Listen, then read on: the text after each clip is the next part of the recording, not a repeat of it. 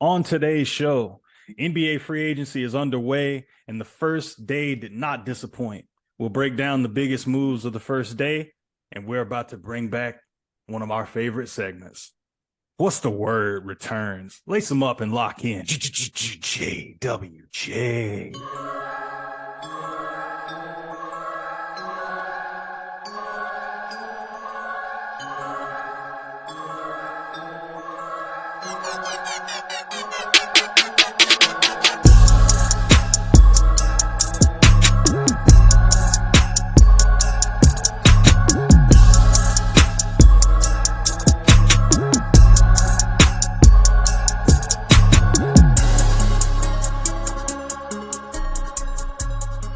Ladies and gentlemen, welcome to episode 22 of the JWJ podcast.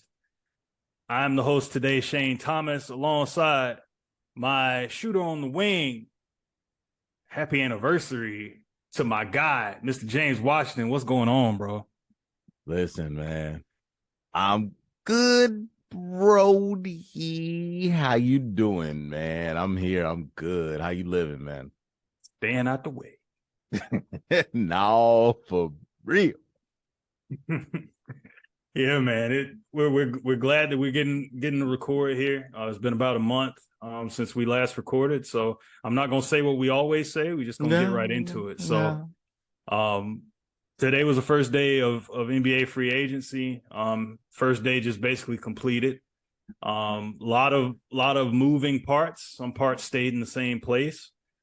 So we're about to talk about some of the biggest moves of the day.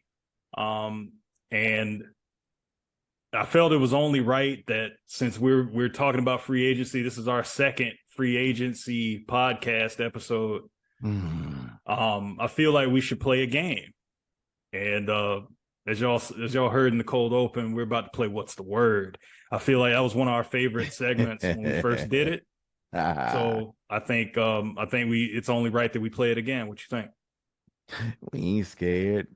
I loved it. I loved it the first time we did it.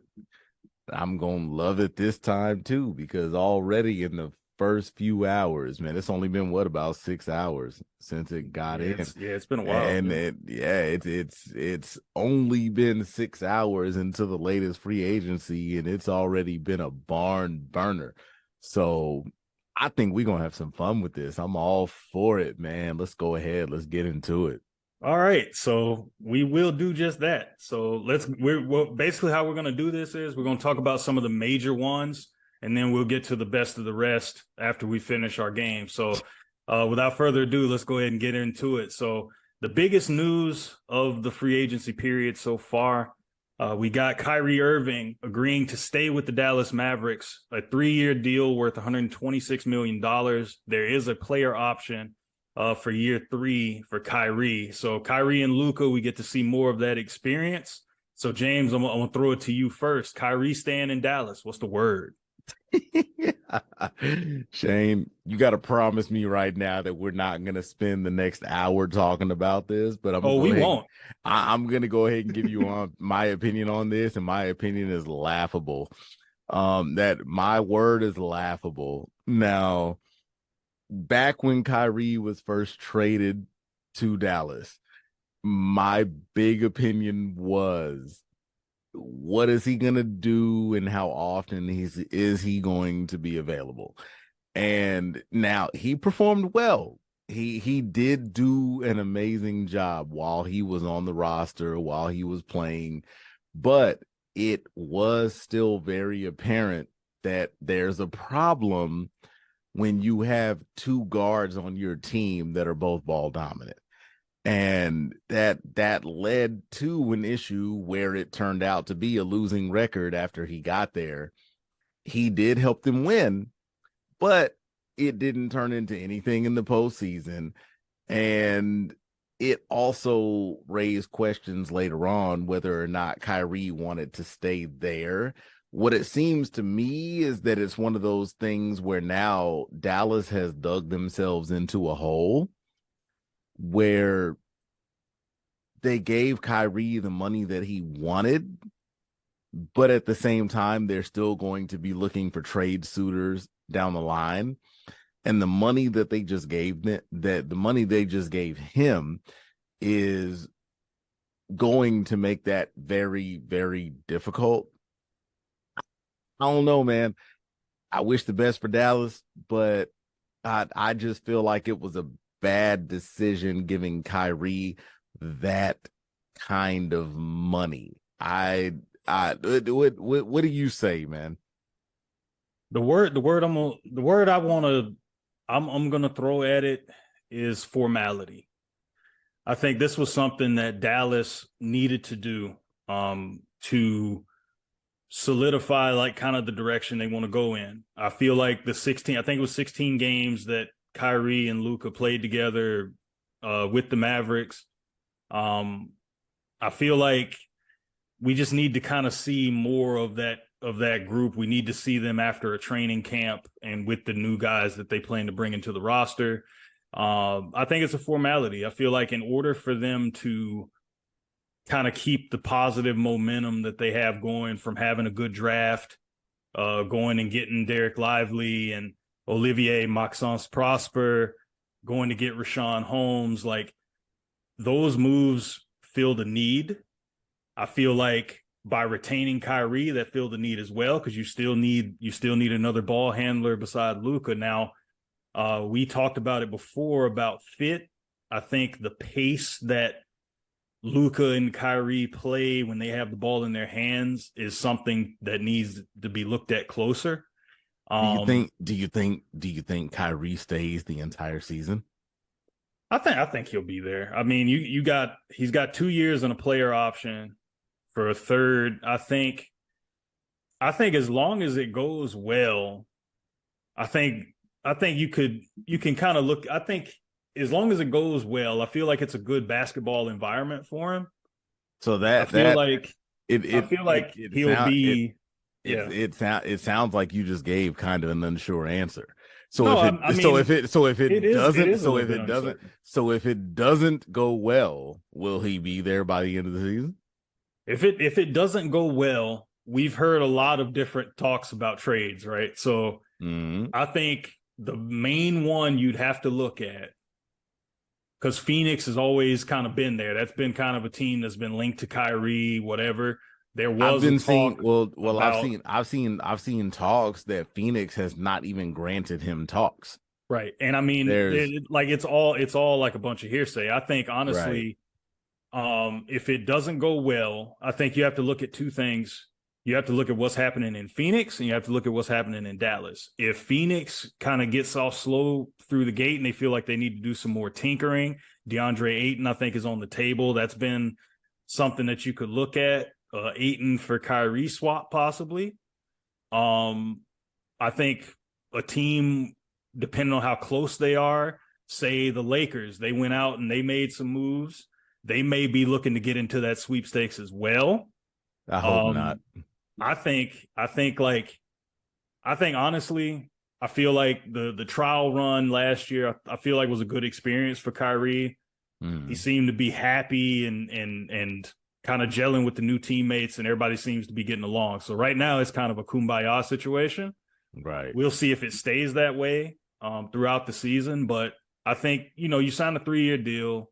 He's going to get his money as long as, I feel like he doesn't feel disrespected or he doesn't feel like, folks are out to get him. I feel like as long as he's comfortable, I think it bodes well for the Mavericks. I think the players seem to be receptive to him and wanting to keep him comfortable. So I think this move was a formality. In order for them to get where they want to get, you got to have talent, and he was really good in his stint with the Mavericks. So I think formality is it. Okay. Moving on, the other big domino that stayed where they were was Draymond Green. He agreed to stay with the Golden State Warriors, 4 years, $100 million. This comes on the heels of them getting rid of Jordan Poole, and that big contract sent him off to Washington. So Draymond staying in the Bay 4 more years, get a chance to retire there as a Golden State Warrior. So James, what's the word? This one to me honestly is easy. My word for this move is dangerous. Okay. Keeping Draymond. I'm not afraid to say it. I mean, he's in the division of my favorite team. You know, I'm a huge Laker fan, but I'm not afraid to admit, and I will say this, it is on record right now. Draymond, when it comes to IQ, is one of the smartest basketball players in the National Basketball Association. Any team in the league would be extremely blessed to have that man on their roster.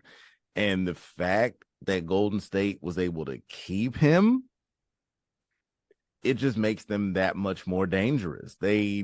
He's a guy that is driven, he's determined, he's smart, and everything he does on that court is with an intention. It might be ill-willed sometimes, yeah, but he is an incredibly intelligent basketball player. So him going back to Golden State, to me, in addition to, and I'm sure, you know, we'll talk more about it later, you have a guy like him and you have another diabolical being in a guy like Chris Paul. This team is dangerous. That's my word. I'm saying dangerous because you have some very, very intelligent players that are not only coming on to the team, but are also staying with the team.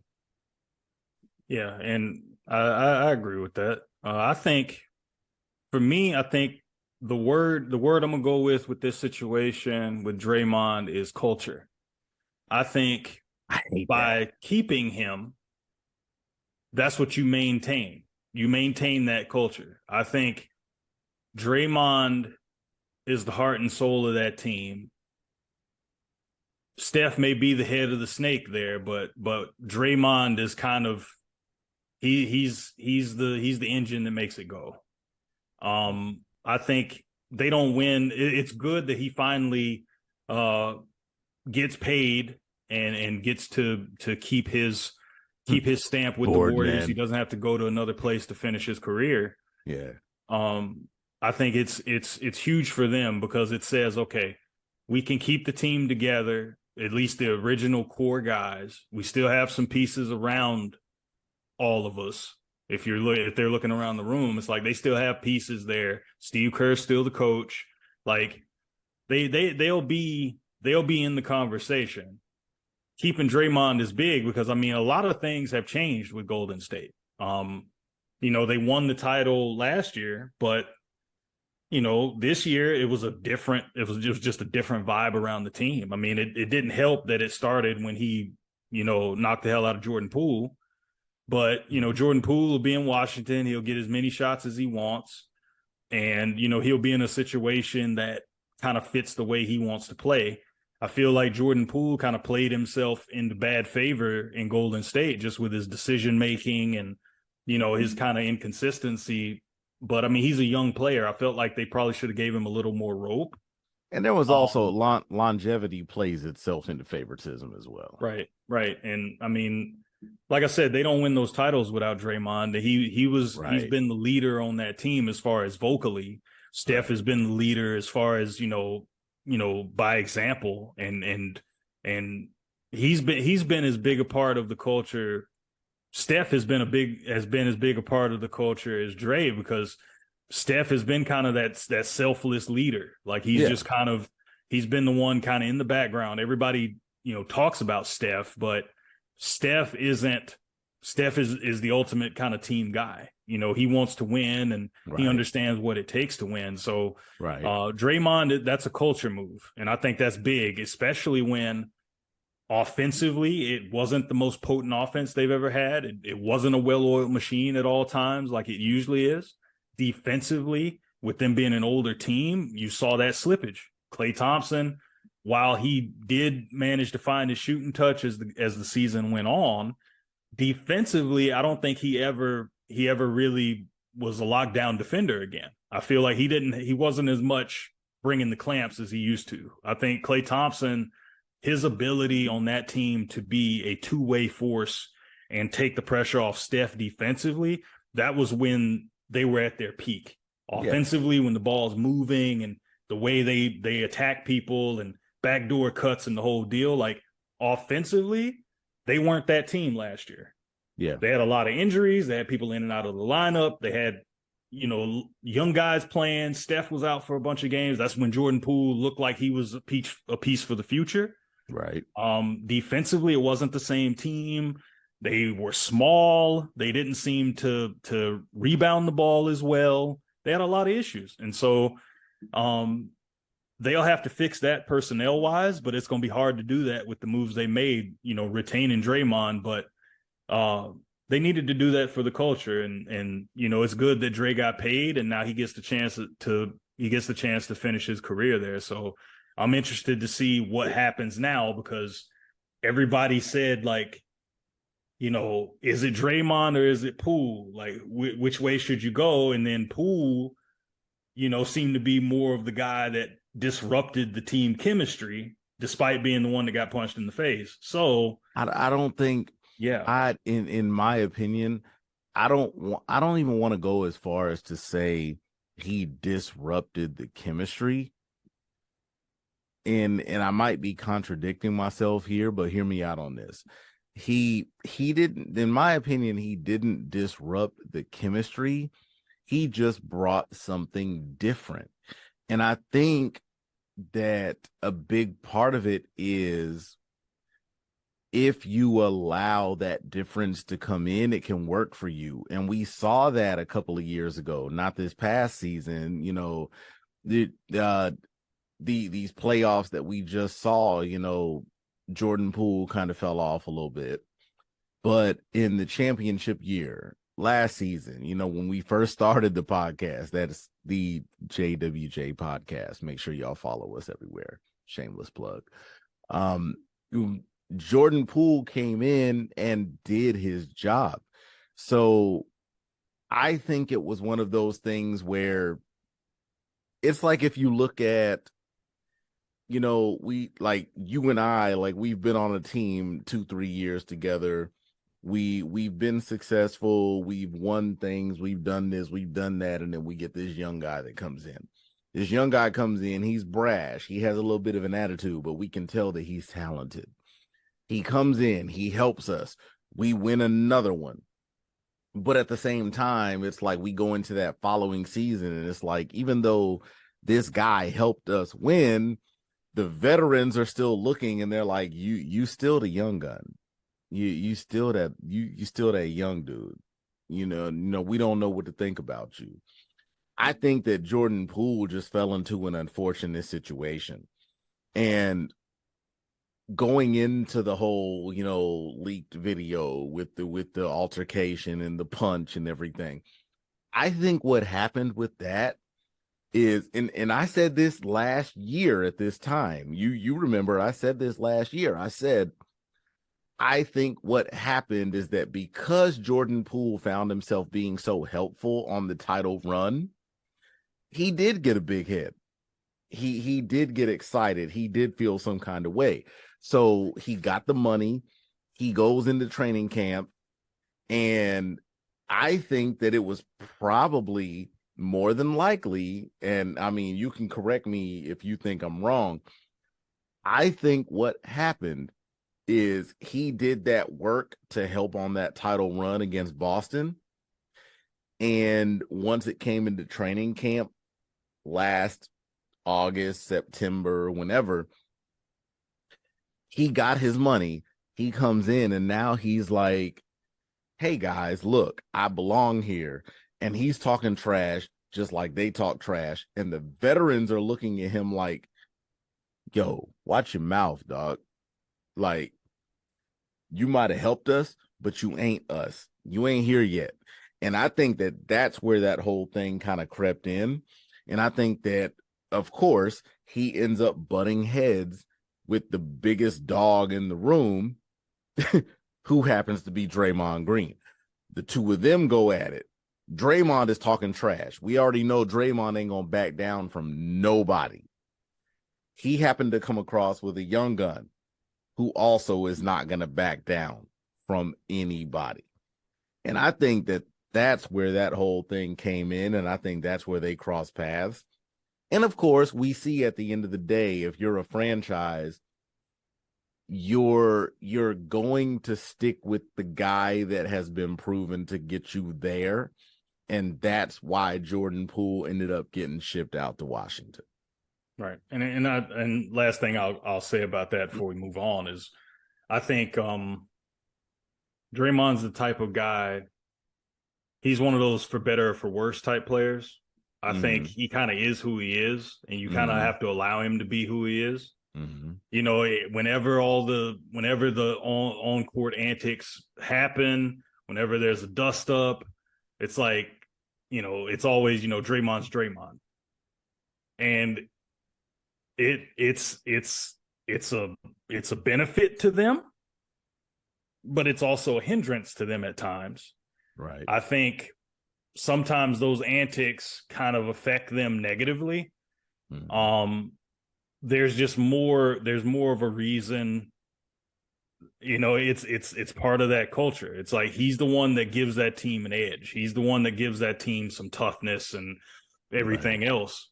Right. And, you know, but he at their worst, his attitude, his antics, those kind of things are magnified, because when the Warriors are at their worst, they're undisciplined. They're not focused. They're just kind of, you know, they're I mean, you saw it last year. I mean, you saw Klay Thompson holding up the four fingers and all that. They look like a high school JV team, basically. Right. Like it just, you know, like at their worst, they kind of have like a little bit of insecurity about them. And I think Draymond, I think that's the reason why he is the way he is. I think there's some insecurity. He's always had that chip on his shoulder. He knows all the people that were drafted ahead of him. Like, right. Like that chip on his shoulder, it's like that can manifest itself in a lot of positive ways, but it manifests itself in negative ways. It's the same way as like Patrick Beverley. Yeah. It's like he's played for all these teams. He's had to grind for it. He had to play in Russia and all these places. Like, when he finally gets to the league, it's like that chip on the shoulder is the reason he's still in the league. But it's also the thing that could get him like not on a team at all. So it's like you kind of have to take it, you know, he is who he is, for better or for worse. And that's what the Warriors culture is. And I think that's what makes him so important. So moving forward, man, here's one where we're moving away from the guys that stayed with teams to guys that went to new teams. The biggest, I'd say probably the biggest of the day, guys switching teams. Former Raptors point guard Fred VanVleet is headed to the Houston Rockets, 3 years, $130 million to go be the point guard in Houston. So James, VanVleet ending up with the Rockets, who had a ton of cap space. What's the word? Bro, honestly, this one is probably the easiest one for me so far. I'm going to say understandable. And let me tell you why. Fred VanVleet, man, that dude was outside of Kyle Lowry, outside of Kawhi Leonard, he was the heart and soul of that title team in Toronto in 2019. Got a tooth knocked out. Everybody remembers the viral photos, the viral videos of man getting his front tooth chipped out. He was the heart and soul of that team. Anybody can agree, disagree. He was that guy. And we never heard him say anything about money. We never heard him say anything about status. That dude just wanted to play ball. And he always did what he had to do for the sake of that team. He's a champion. He's been a champion officially for the last, 4 years? Now he wants his money. And I think this is a very fitting situation for him. Now you can go to a place like Houston. You're dealing with young guards, like you got a guy like Jalen Green. You're dealing with these young guys, and you can go down there. You can have an opportunity to rebuild the brand of Houston. We really have not looked at Houston as a threat. We can be real. I mean, we had Tracy McGrady. We had Yao Ming. We even had, for all of you that are front running fans, we even had a young Kyle Lowry. We have these, these other players that were outstanding players in their own right. But let's be real. When is the last time that we really looked at Houston as a threat outside of a guy named Hakeem Olajuwon? Like, it's been a long time, bro. I mean, if you want to count the Harden Conference Finals years or whatever, we're not. I'm not counting anybody. Look, we'll get to that later, but I'm not counting anybody that wants to go and like throw on a fat suit as soon as they're fed up with their team. I won't. So you look at the obscurity that Houston has gone through. It's literally in a position where it's nothing but upwards for them. And I think that a veteran like Van Vliet is one of those guys that can help them get there. So I think you bring in a guy like Van Vliet, you have a coach like Ime Udoka. We won't even get into that right now, but at the end of the day, he is a hell of a coach. That's all I'm gonna say about that. He is a hell of a coach. I'm not getting into the off the court stuff. He's a hell of a coach. He wouldn't have gotten a team to the NBA Finals in his first year if he wasn't. But I think that Van Vliet is that kind of guy that can be a leader in the locker room that those young guys need. And I think it works, man. I think it's totally understandable. I get it. It was probably a difficult departure for him, leaving Toronto with everything that he's given to them and everything that team has given to him. It was probably difficult for him to leave, but at the end of the day, I think it was understandable. Yeah. I think the word I'm gonna go with it, I'm gonna say promising. Okay. I'm not sold on it, but I think it's promising because it's a move in the right direction. You're basically saying, okay, we want to change. Again, we talked about this with Draymond Green. They want to change the culture in Houston. Mm-hmm. And lately, they've been the laughing stock of the league. They've been at the bottom of the Western Conference.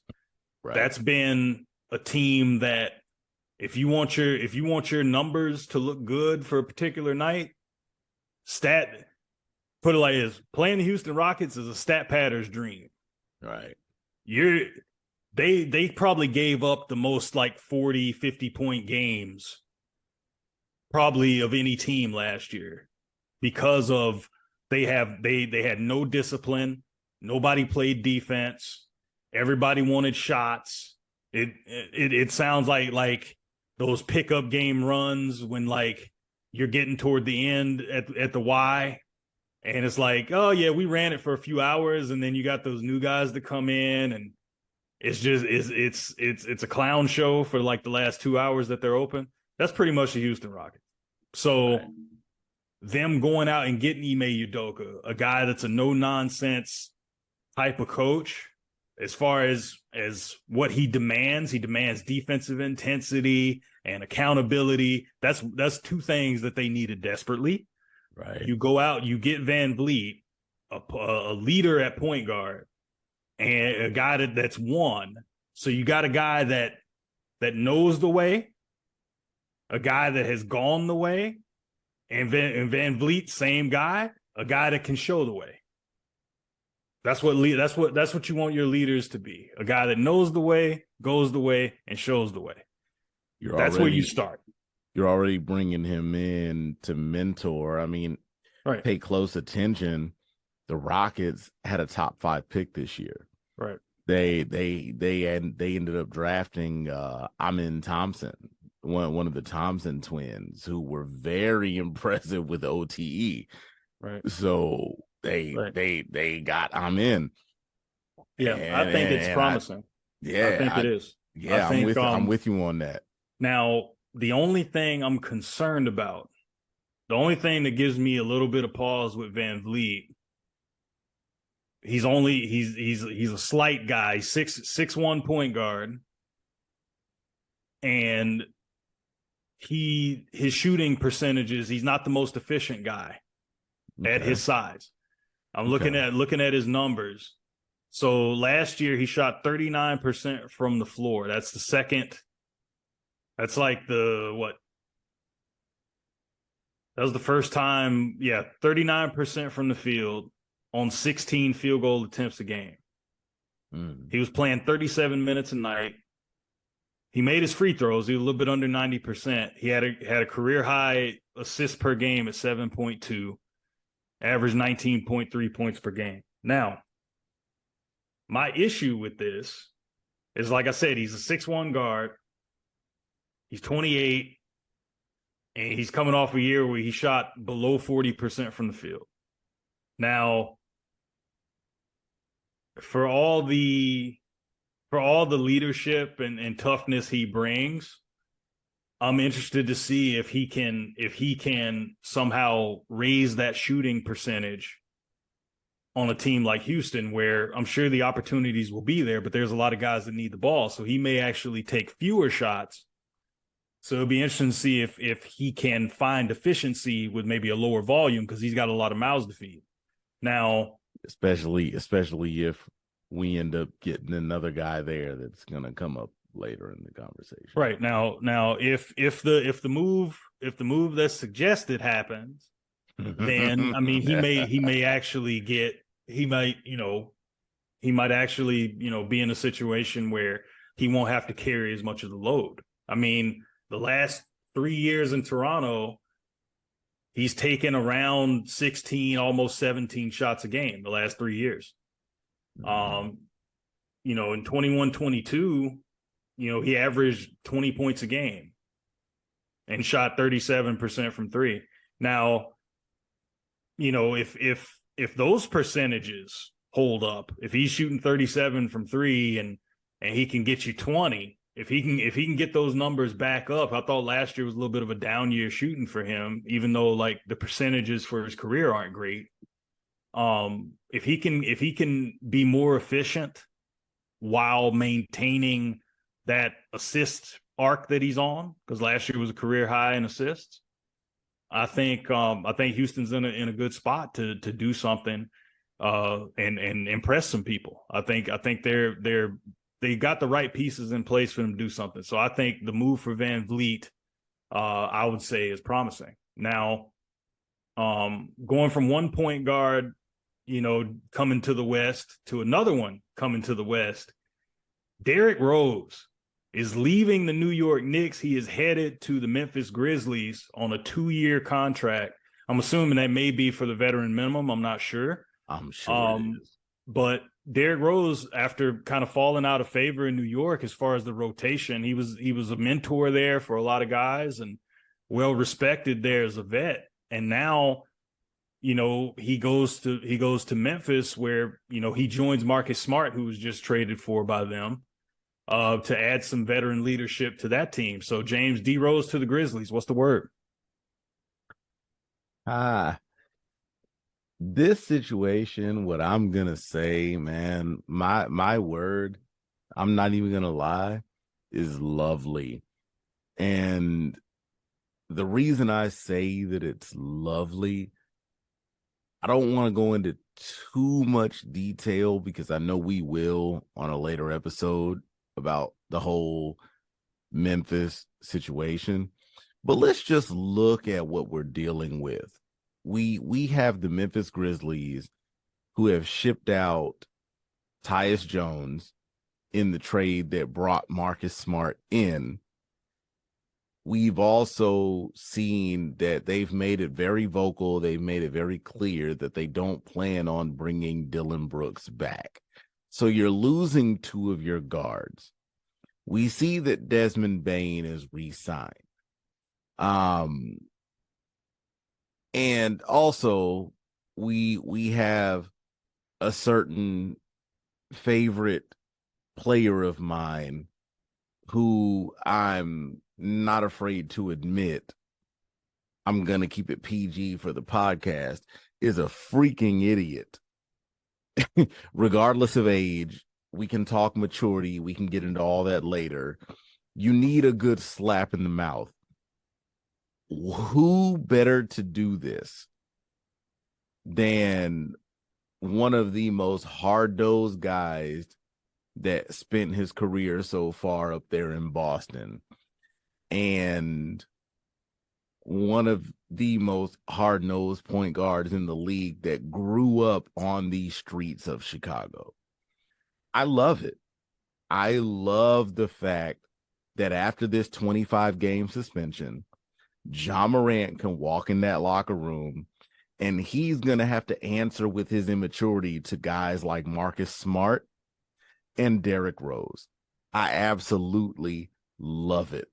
I think that Memphis picking up a guy like Derrick Rose, who's really back on his old stomping grounds now. If you recall, he played his freshman year at Memphis.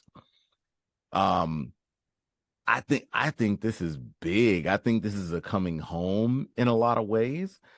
I think this is almost like it's almost like sending him home, because we can really sit here and understand, we can be real. Derrick Rose does not have that much time left. So I think that not only can he come in and close out his career in a city that has already shown him so much love, but he can also do it while he's trying to mentor another young gun in that city. Ooh, bad pun. I'm sorry. Another young player, another young point guard that he can really try to show the way and try to get this guy to live up to his potential. So this move for me, man, it's lovely, bro. I think for me, seeing that, I think my word for it is serious. I think Memphis is showing by going out. They got rid of Dillon Brooks, who, famously, poked the bear, and LeBron, basically put him in his place. You poked the bear and you got scared. Next thing you know, you out of there. Dillon Brooks came unprepared. Ain't no party in this city. Yeah. There you go. Bars. Now, it's serious because they've decided, okay, by telling Dillon Brooks that they don't want him back, they're trying to set the tone that, for one, we can't be having bench players talking like starters, role players talking like superstars. We can't have that. Like, I think the team had gotten too much. They were talking. They were too big for their britches, as they like to say in the South. Mm-hmm. A lot of guys were talking, Ja included, that I'm like, you haven't won anything yet. People are like, Klay Thompson took issue with it. Like, hey, they're talking dynasty and they haven't won anything. It's like, you can be that young upstart, but there's a difference between young upstart and like a team that is full of like egomaniacs. Yeah. And, when you got guys like Dillon Brooks talking, going against a veteran team and a guy who's done it all, arguably the greatest player of all time, and you're trying to get a rise out of that dude. That dude's seen it all. So it's like you're already at a disadvantage, and then you create a disadvantage because this time it's a mental disadvantage. So it's like that aspect kind of was a microcosm of the immaturity of that team. Yeah. So yeah, by saying bye-bye to Dillon Brooks, bringing in a Marcus Smart, a guy with pedigree, a guy who's been around the league after 9 years in Boston, like he knows he's been around the league. He knows what it takes to win. He's defensive player of the year, the league, right? What was that? I'm sorry. Defensive player of the year. Defensive player of the year. He's gonna set a tone. That's what you need, and it harkens back to a previous era, the grit and grind Grizzlies. Tony Allen, a guy that went to OK State, just like Marcus Smart. Like OK State, Boston, and ended up in Memphis and Boston as well. He's that guy to instill a kind of he kind of brings back that kind of grit and grind mentality. Oh yeah, that team was lunch pail hard hat team that would show up, and you had to go through them every single time you come through Memphis. Mm-hmm. It was not going to be an easy ride, and I'm excited, man. I think it's serious because getting Derrick Rose says, okay, we got Marcus Smart, we got Derrick Rose. Ja Morant is going to miss 25 games to start the year. So, statistically, they played better without Ja in the lineup. They did. Now, you got to have guys, losing a Tyus Jones is big. I think, and honestly, as much as he ran his mouth, I think we have to acknowledge the fact that Memphis was a hell of a team defensively when Dillon Brooks was on the floor. Right. The only problem was he just didn't know when to shut up. That he was a hell of a defensive player. He just didn't know when to shut his mouth. He didn't know when to shut his mouth, and he didn't know when to stop shooting. So I think it's interesting. I say it's a serious move. I think it's a move for Derrick Rose. I think this is an opportunity for him to show he's still got something in the tank.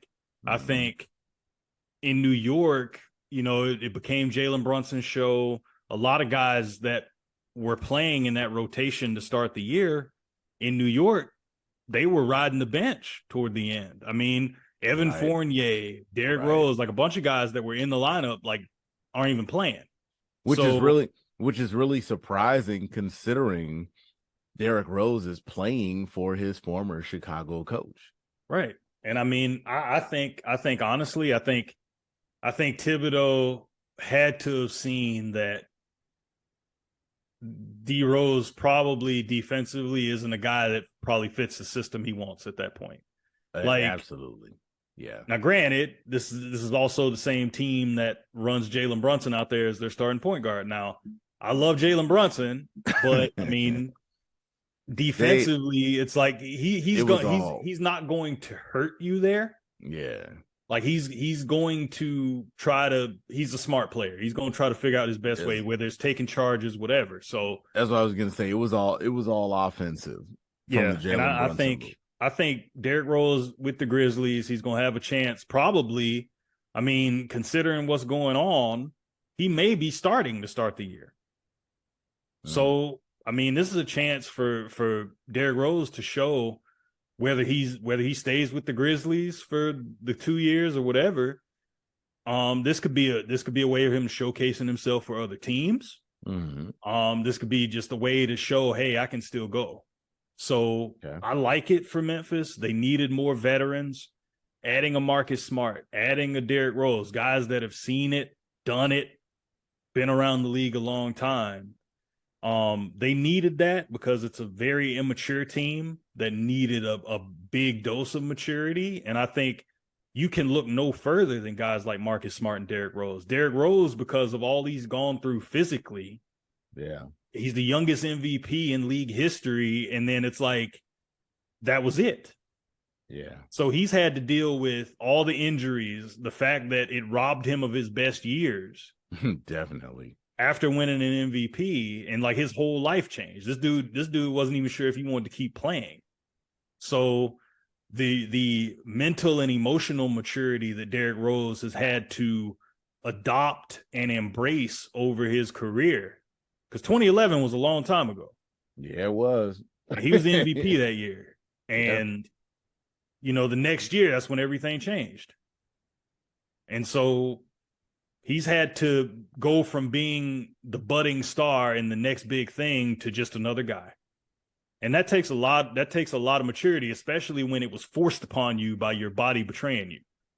Yeah. That's tough. And but they need that. They need guys that have been in the trenches and have gone through different things to not only mentor a guy like Ja Morant, but to help lead a young team to try and get them to that next step. So I think it's a serious move by Memphis, and I like it for them. Now, before we continue the game, if you have made it this far, I want to thank you for making JWJ a part of your day. Lovely. If you are not already, you need to make sure you follow us, like and subscribe. If you're listening to us on YouTube, click that notification bell to be notified when we drop new episodes. If you're listening to our podcast for the first time, we appreciate you. We can be found on almost every platform. We're on Anchor, Spotify, iHeartRadio, Apple Podcast, and more. If you've been following us on Instagram, Facebook, you can see all the stuff we've been posting about free agency. Those updates are there. You can find us on Instagram at the JWJ Podcast. If you want to follow us more personally, you can find me at It's a Thomas Thing on Instagram. You can find James at Title Towns Mayor. Also, I want to mention if you want to get in on this, if you want to join our conversation, if you have any questions, want to add your 2 cents, shoot us an email at the JWJpodcast at gmail.com. Do it for the chance to be included in a future episode. So with that being said, we're going to keep going on here. After going there, we're going to LA, James. Oh boy. The Los Angeles Lakers made a trio of moves today. They added Gabe Vincent from the Miami Heat. They also brought in young wing Cam Reddish and veteran Taurean Prince into the fold in LA. I think these moves are shrewd. I'm gonna go ahead and give it away. That's my word for it. I think it's needed. I think each one of these moves fills a need because you get some scoring punch in backcourt depth. You get some wing scoring punch and depth there. And Taurean Prince adds to the defensive profile of the team, and he helps you with the three-point shooting aspect. So I think it's 3 areas of need that won't be talked about a whole lot, but I think will pay off for them as we get into the season. So, James, my word for it is shrewd. What's your word for that? Risky. I love the moves. I honestly do. I especially love the Gabe Vincent move. We'll get into it when we have our, we get into our finals recap and everything. I'm a big Gabe Vincent guy. I'm surprised off rip that the squad managed to pick Gabe Vincent up. I thought that was a heck of a move. Cam Reddish, I mean, I'm not gonna knock Cam Reddish, but at the same time, I will say I don't see immediately how Cam Reddish fits into the rotation. I really like the Gabe Vincent move. I really like the Gabe Vincent move. So my big things I'm going to look at are the Gabe Vincent move and the Taurean Prince move. Now, Gabe Vincent, I love him. He is a very heady guard. He knows how to run the floor. He knows how to control the floor. And I think that's very big because there's a good chance that we might not get D'Angelo Russell back. So he is a very solid or want him back. There you go. And you're right. He's a very, very solid replacement in that regard. Taurean Prince is very big because we also have to consider that we did just get Rui Hachimura back. So now we're looking at our front court. We're looking at some of our bigger guys that we're bringing back. Taurean Prince has always been a guy that has prided himself. He's never been a scorer. He's never been that kind of guy that we're looking at to put the ball in the basket. But I guarantee you, he's going to pride himself on stopping the opposition from doing the same. And that's why yeah. And that's why I've low key always been a Taurean Prince fan, especially when he was in what was it? I think I want to say Minnesota. Taurean Prince has been that guy. Yeah. So I feel like the one place where we needed help, and hey, y'all go listen to the last episode. Y'all caught I just said we again. Yeah, I rep my squad. The one place that I feel like we've needed help hasn't been on the offensive end, it's been on the defensive end.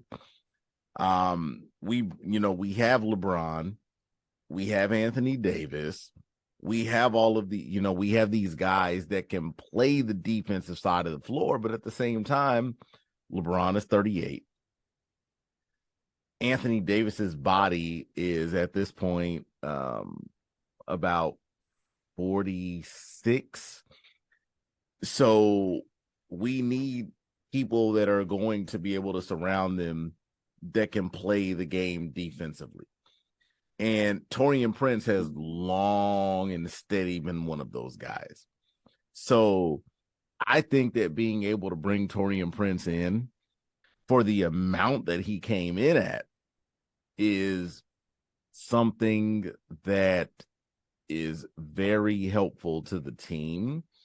And I think that we're going to see in the long run that this was one of the rare smart moves. And yes, I'm going to beef with old buddy.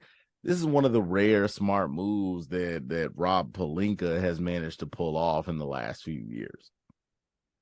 Yeah, I think these are under the radar kind of moves. I think Gabe Vincent is a aggressive play for them. I think they knew, okay, he fits an area of need, let's move on him. I think taking a flyer on Cam Reddish is interesting because I think it's a win-win. I think as a scorer, he can impact the game. The issue is he doesn't really affect the game in any other way, despite the fact that he's like 6'8".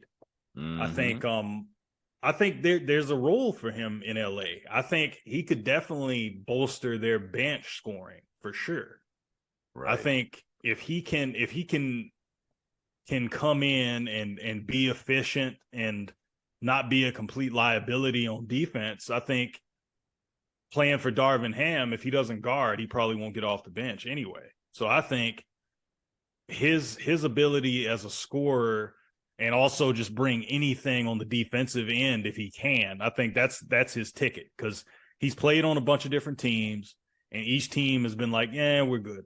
So the Lakers deciding to take a flyer on him is interesting because if he doesn't pan out, they didn't really take a ton of risk to get him. So, the Lakers, that's probably the most bright colored flyer to take on Cam Reddish, but it could pay off. He can put the ball in the basket, and the Lakers definitely could use guys to do that. I think all these guys can hit threes. I think they'll definitely be guys that be looked at as members of the rotation. I think Cam probably has to be the one that probably earns his spot in the rotation more than anybody. I don't think he'll play a ton, but them bringing back Rui Hachimura, I think that kind of shores up that wing position for them. So I like it. I think it's shrewd. We talk about Rui. He's coming back to the Lakers, 3 years, $51 million.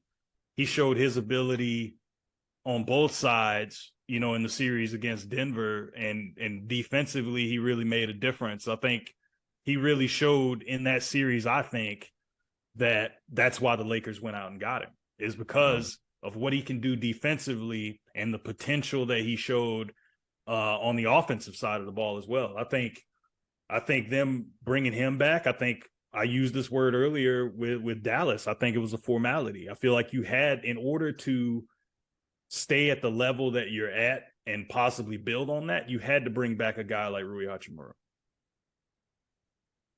Absolutely, man. I told you, look, as soon as we made the move and got Rui to LA, you look, we were texting each other and I immediately spoke on my excitement.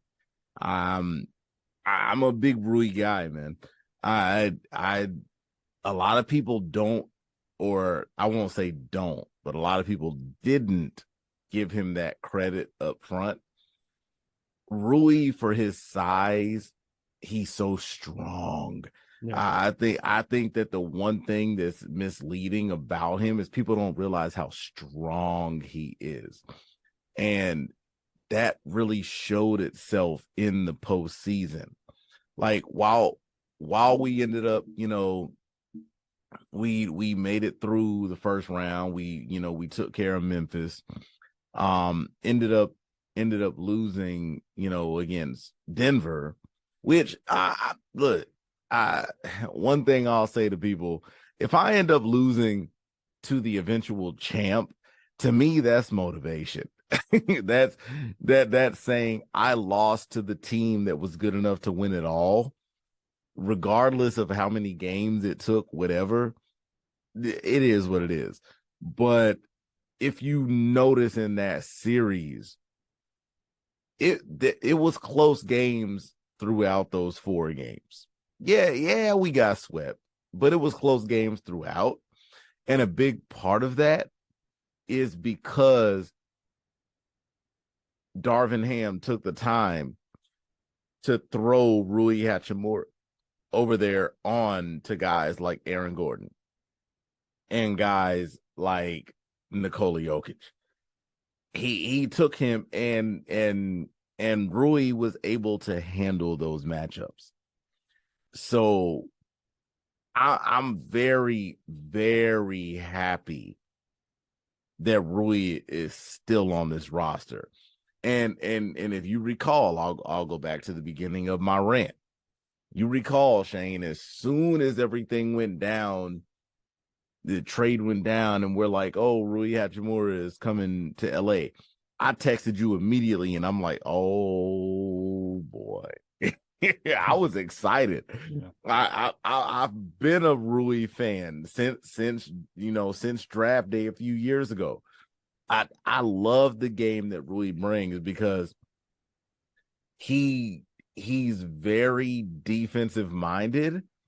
And I think the thing that makes Rui so scary is it's not very often that you have a player in the NBA that is primarily defensive minded, but they're also a hell of a scorer. Like we saw moments towards the end of the season after he came across where, yeah, he's helping to lock guys down, but he's also dropping 20, 25 on any given night. Yeah, he showed he was a better 3-point shooter than maybe his reputation had brought him in. And I knew he was a versatile defender.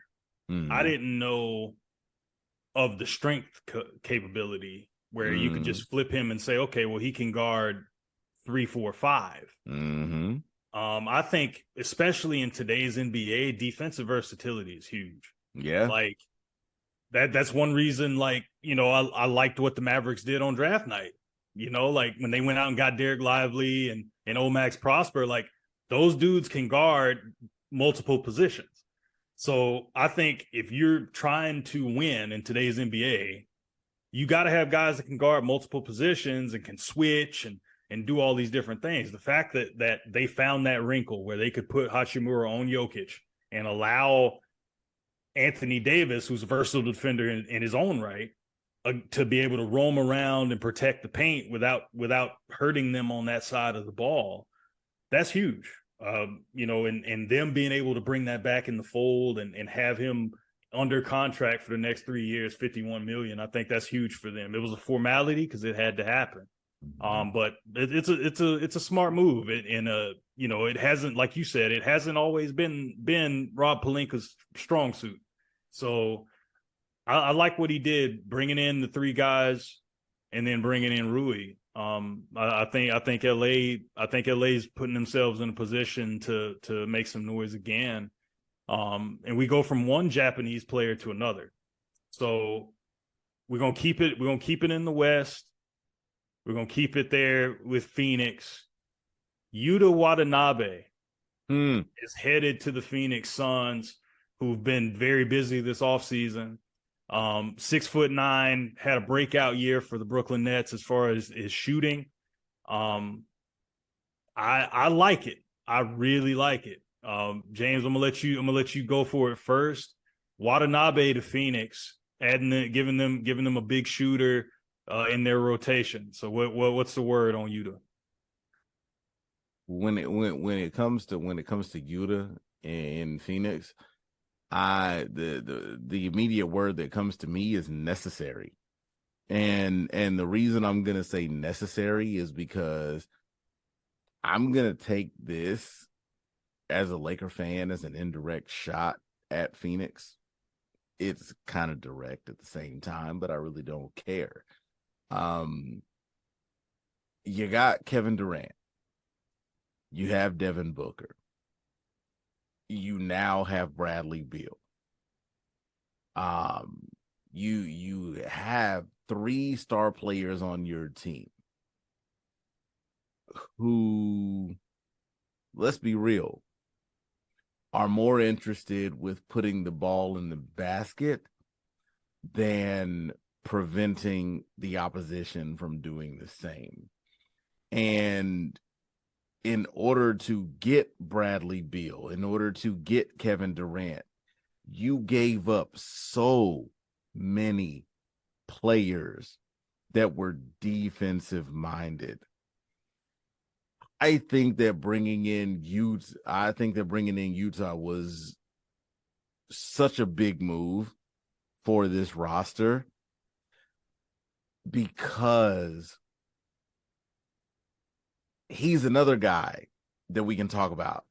He's almost one of those Hachimura type guys.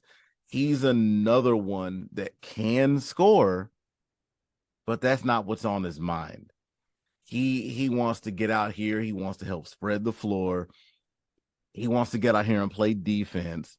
We saw some unfortunate moments over the last couple of years where he wanted to play defense and it turned into him ending up on posters.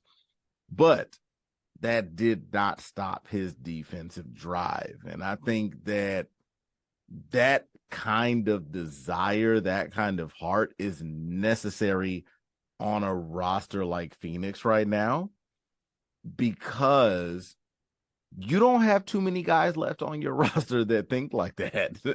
You don't have too many of them left. You have Kevin Durant, who is, I'm not even going to use the phrase arguably. Kevin Durant is one of the greatest scorers that this game will ever see.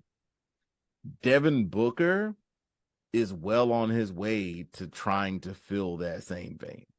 He's another one of the same guys. Bradley Beal, we could argue that. I mean, if he could, actually play more than 60 games. But bringing in a guy like Yuta, we're seeing versatility. We're seeing that he can play both sides of the ball. My big thing is he plays the defensive side of the ball. He's not afraid to throw himself out there. He's not afraid to be a defensive presence. And like you said, coming in at 6'8", 6'9", you got a big man that's coming in here that's not afraid to defend the ball. He's not afraid to stand in front of that basket, and he's going to stop anybody that's coming that way. So I think that Phoenix made a very, very smart move with this signing. But what do you think, man? Yeah, I think it's a bargain. I mean, with the cap situation that Phoenix is in right now, acquiring Bradley Beal. They still have DeAndre Ayton under contract. You still got Booker, Durant there. Like, given the cap hell that they're about to incur upon themselves, like anybody you can add on a bargain kind of contract that's a good player and not some dude that's like over the hill and just, happy to be there. Like, I think it's huge. I mean, he's 6'9", he can defend, he can run. Had a breakout year as a 3-point shooter last year. Like, you're gonna need guys. Another thing, we talked about defensive versatility. 3-and-D guys are at a premium now.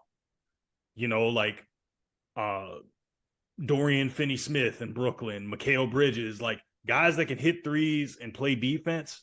They are highly sought after.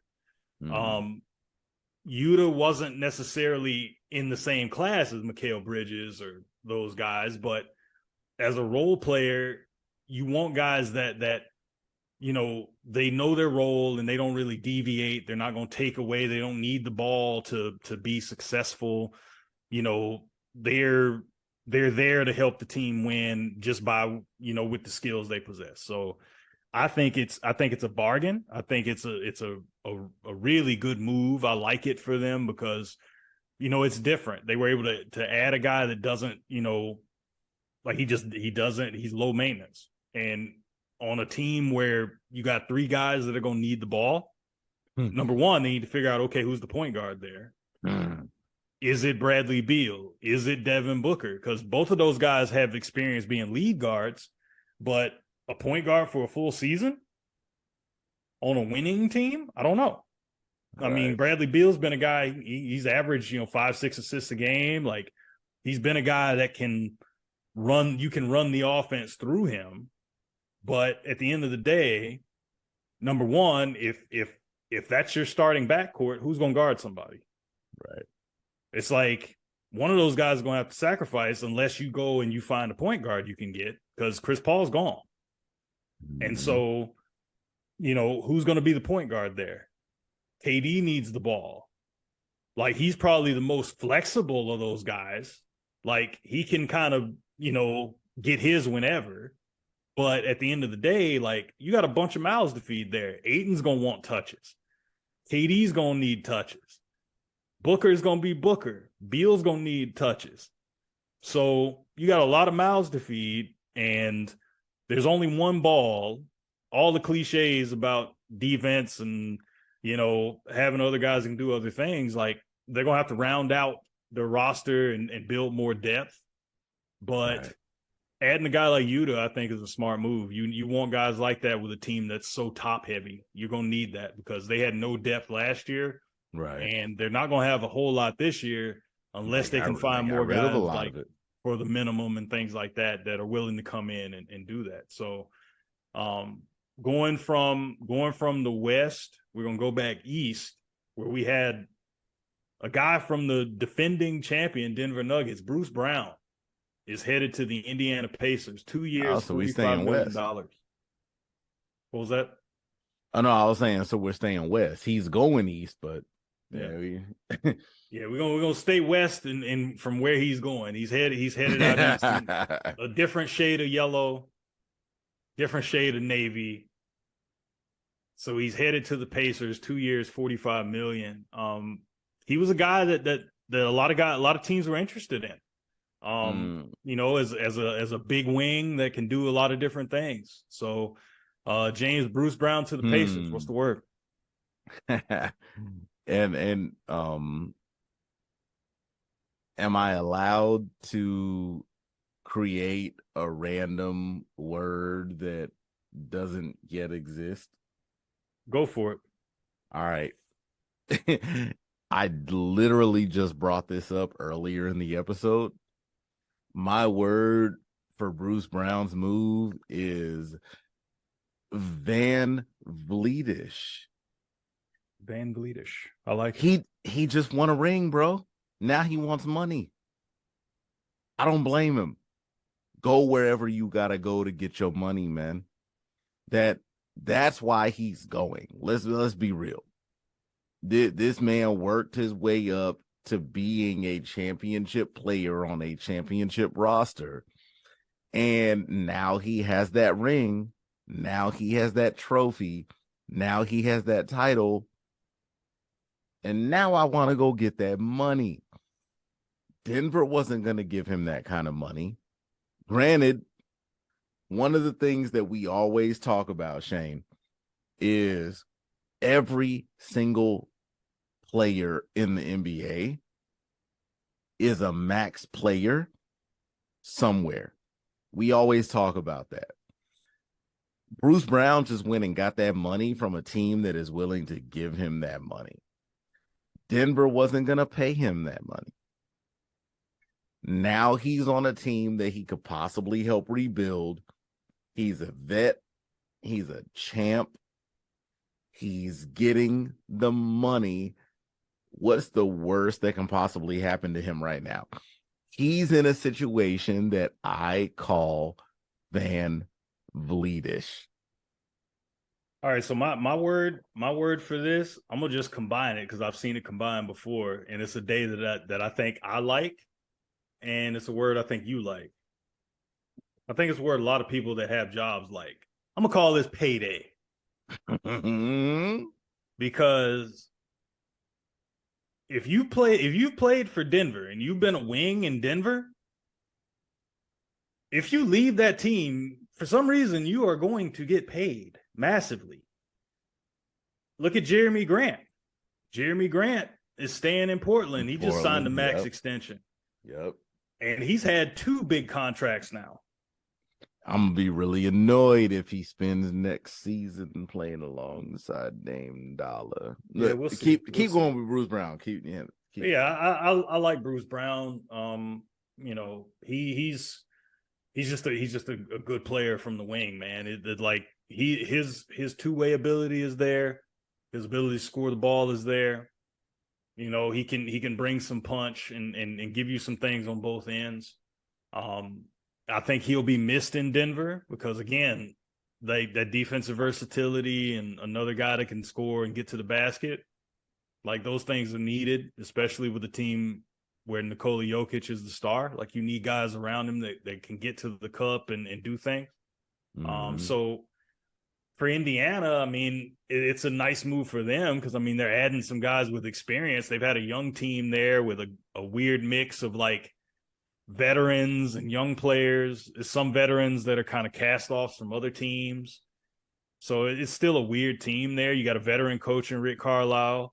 So, you know, it'll be interesting to see if they can parlay a very promising year from Tyrese Halliburton, who they extended as well. We're gonna get to that late, you know, at a later date here.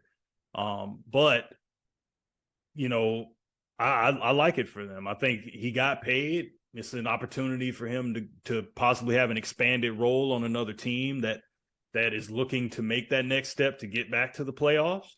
So it's an easy starting spot for him. Yeah, it is. It is. I mean, it's opportunity, and he can go there and get paid. So I like it for him. Definitely.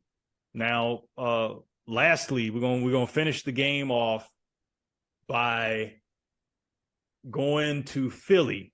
I think that's where he is.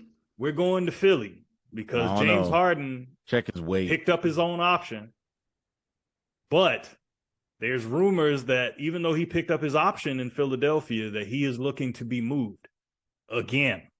Now, we saw what they did, you know, in the playoffs. We saw how Harden and Embiid went out sad. And now we got James Harden, who was a big part of that success that they had to get to where they are, and he wants to leave.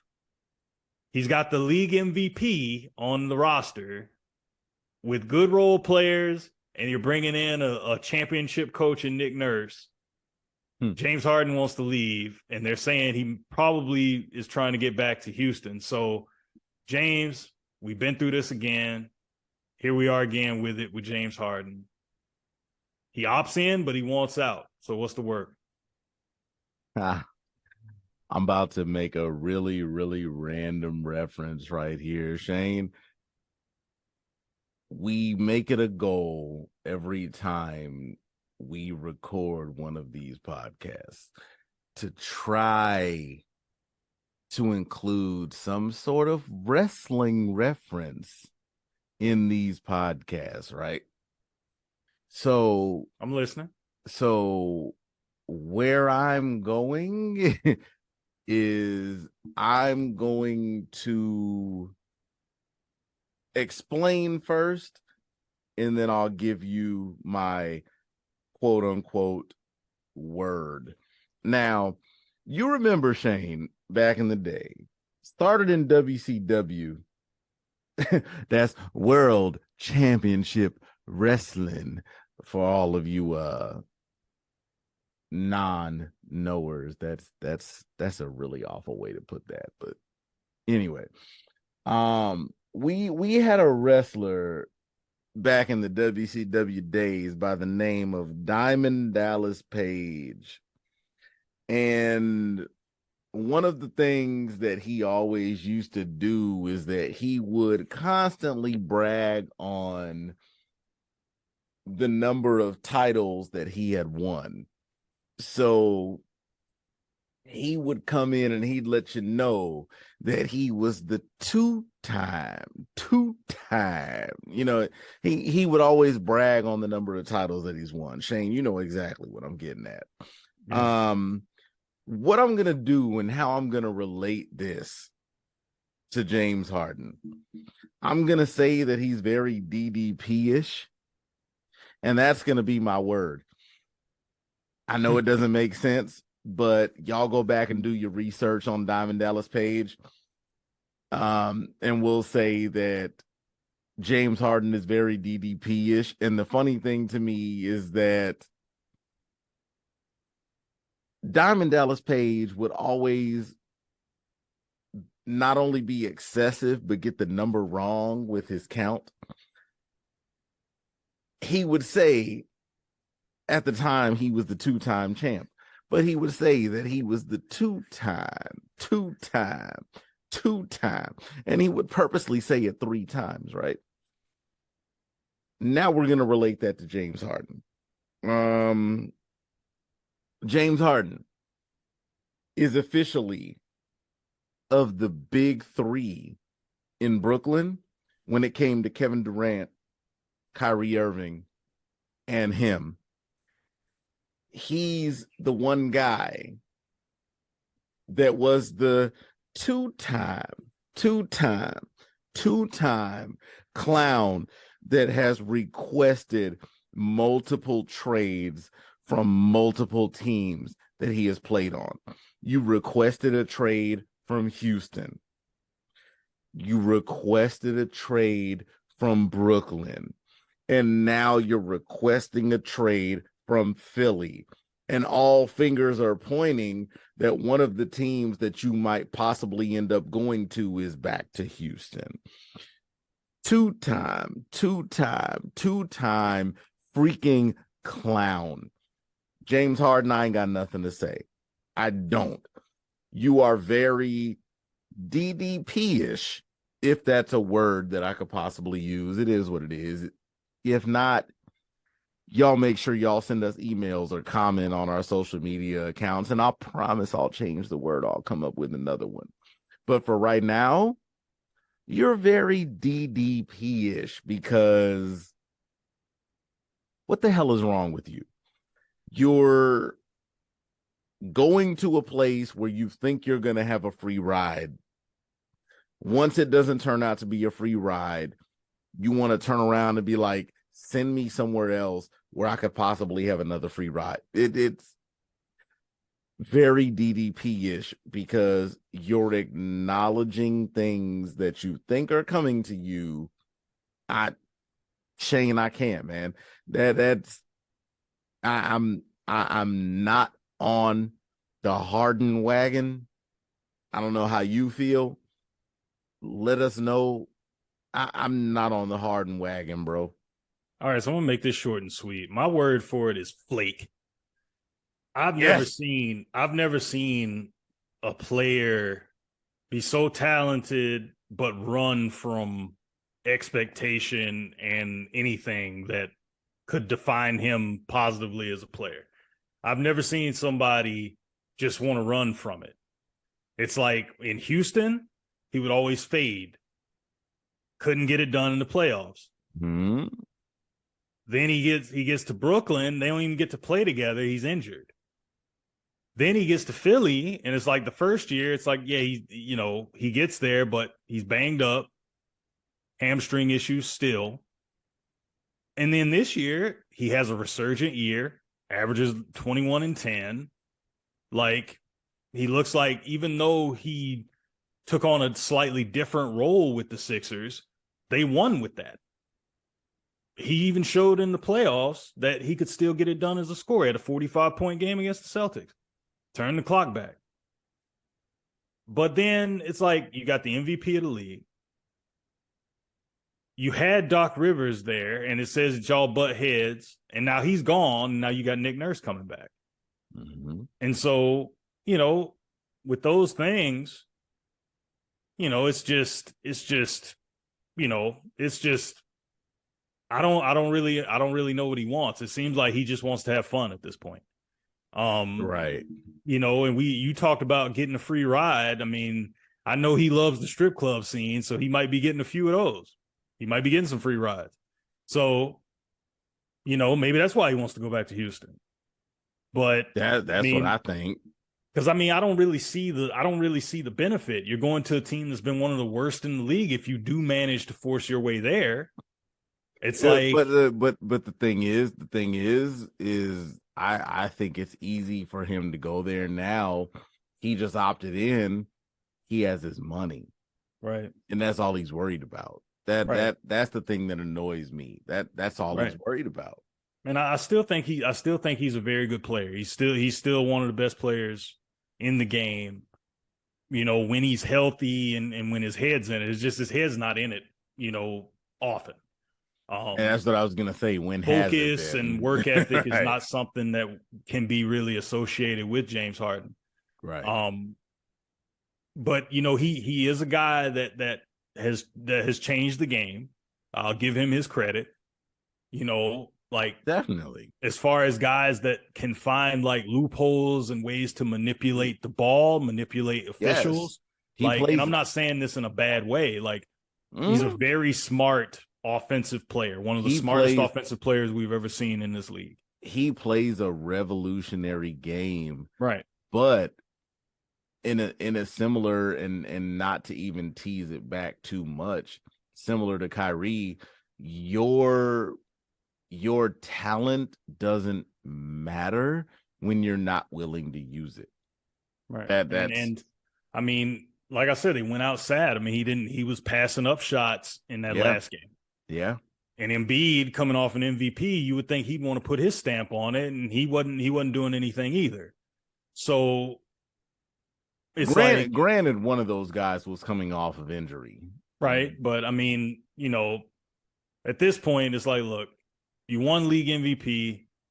You got to be able to put your stamp on it with a chance to go to the finals and do something. And you didn't. Mm-hmm. So, it's another year where you don't win the championship. It's another year where you're in the middle of Joel Embiid's prime.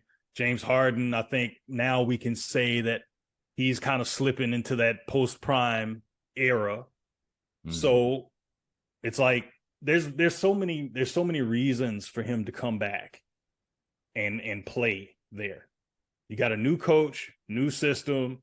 You still got Embiid there. It's still a loaded roster. But the question is that a reason for him to come back if we're all realizing what he really wants? All he's worried about is the money. Yeah. But so I just think is it a reason for him to come back to that if that's not what he really wants? He talks a good game. I just think that with James Harden, I think he approached this season the right way. I think he kind of put his head down and said, all right, like, how can I help this team? And I think that's the first time he really did that, outside of being the guy in Houston. Like, I feel like he came into the situation with I'm willing to change my game to help this team. And it worked. I just think that, I think he was like, yeah, my word for this is flake. And I mean, he saw what was going on in Brooklyn and he said, yeah, get me the hell out of here.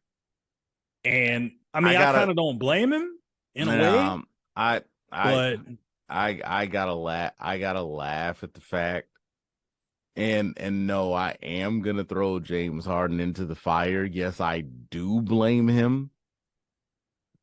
I gotta laugh at the fact that, and we talked about this earlier, over the last 2 years, that quote unquote big three of KD, Kyrie, and Harden in Brooklyn. Over 2 years, there was a total of 7 different trade requests. Yep. No, I don't want to hear anything about positioning or potential and this and that. No, literally every single position that all 3 of y'all guys were put into was by your choice. Right. They chose. So I don't want to hear anything about, yeah, oh, this is a bad situation, or, oh, maybe this would work better if. No, you literally requested to be here. I don't want to hear anything else. Right. I don't. Yeah. I just think this is just a weird situation. I just think, like, it'll be interesting to see if the trade happens. If it doesn't, I'm intrigued by what Philly has coming back. But yeah, I just think he's a flake, man. At this point, yeah. I don't know. You can't really rely on that dude if you're talking about trying to win a title. It's the same thing as Kyrie.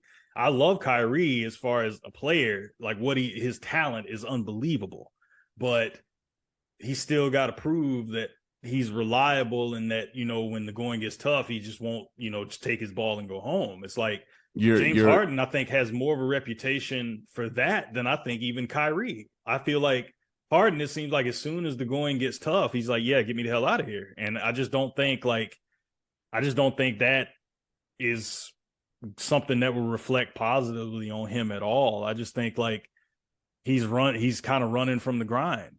And Shane, you just made my heart so happy by acknowledging that Kyrie fits into that mold. I love you, man. But I mean, it's like reputation is there. It's like Kyrie, the talent is there, and we saw him. The talent is there for both of them. He's won a title, and that's what messes it up. Like I say, I mean, it's the title alone will change so much when it comes to perspective. Right. Like, and like I said, because I think James Harden with a title, that changes some things. Now, granted, there's a difference between James Harden winning it, say, when he was in Houston, say if he won a title there, versus him winning the title with Philly. It would be different. Because if he'd done it in Houston, you can say, well, my way worked. No, and quite honestly, that's why I ignore the past altogether. Yep. Because if we sit here and look at it and say, like, if we can sit here and say, if he had won it in Houston versus if he had won it in Philly versus if he had won it in Brooklyn, either way, he would still be a champion, right? But then still, we're sitting here as fans making an argument as to, oh, yeah, he's a champion. And then there's that big word. But to me, that doesn't work. That's why I say, I don't care if you're a champion or not. And that's the reason that I come for guys like Kyrie, is like, I don't care if you're a champ. If you're carrying this mentality to other teams that you go to, that's a problem. And when I relate that back to James Harden, no, man.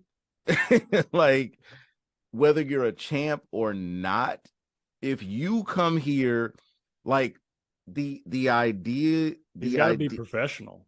The idea, yeah, right. Professionalism is huge. Yeah, the idea that I get from James Harden at this point, and correct me if I'm wrong, is that he wants a free ride.